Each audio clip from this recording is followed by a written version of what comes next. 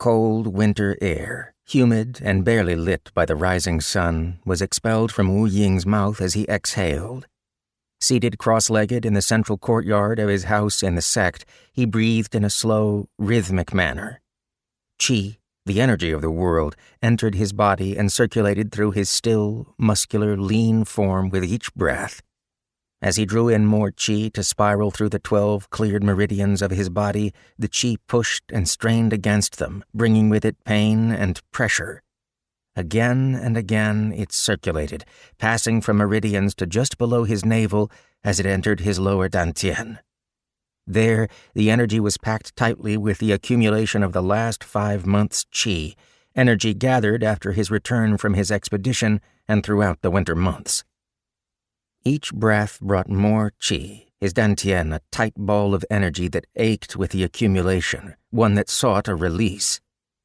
Holding the energy tightly, Wu Ying opened his eyes. Dark brown eyes stared outward, fixing upon his friend who sat before him. Liu Taohua, the ex-Buddhist monk who still wore the orange robes of his order and kept his head shaved, sat before Wu Ying, watching over him. Beside the monk, Farah Yang was seated on a nearby table, reading a scroll and casting occasional glances at Wu Ying. Taohua stared at his friend placidly, offering only a single nod of reassurance. Wu Ying shut his eyes once more, drew another deep breath, and set to it.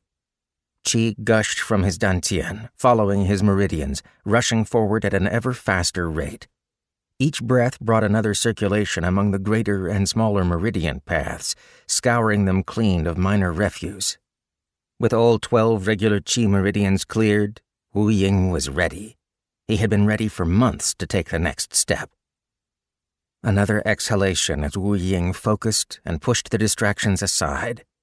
Energy thrummed through his body, beckoning him to move, to make use of it. But all this energy, this accumulation of qi, was for another reason. For the next stage. Wu Ying directed the qi at the first of his energy storage meridians, the conception meridian, Zhenmai. Breaking through the blocked conception meridian and freeing it for use was the first step in the energy storage stage, at least for the Yellow Emperor cultivation style that he practiced. From there, the cultivator would have to open and cleanse the other 7 meridians as dictated by his style. Each breath cycled the qi, bringing the accumulated energy to bear. Each circulation wore away at the blockage, an internal blow against the vessels that made up his body. Each circulation was a punch in his chest that started from within, then reversed as the energy rebounded. With each rebound, Wu Ying had to take control of the rebounding qi and redirect it to join the normal flow of qi in his meridians, even as he pushed against the blocked barrier.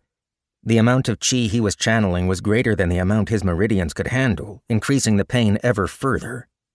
His dantian was the dam that had held back the flow of qi, forced to build up to dangerous levels and threatened the floodplains of his body.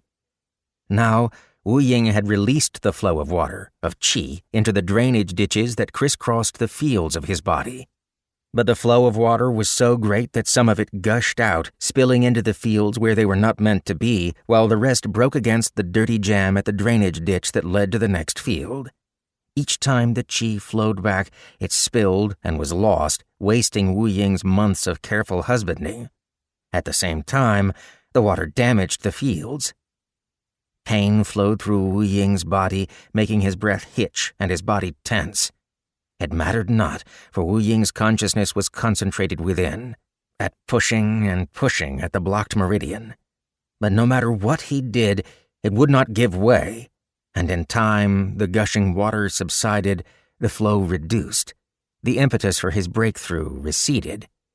Even as his qi escaped, the pain faded, going from nerve-shattering, bone-breaking agony to the more subtle pressure of constant hurt. A moment's hesitation, then Wu Ying began the slow process of reacquiring what qi still flowed in his body. He dragged the overflowing energy back to his dantian, wrapped it behind the dam of his will, and reduced the flow within until it reached a manageable level. When he was done, only then did Wu Ying open his eyes.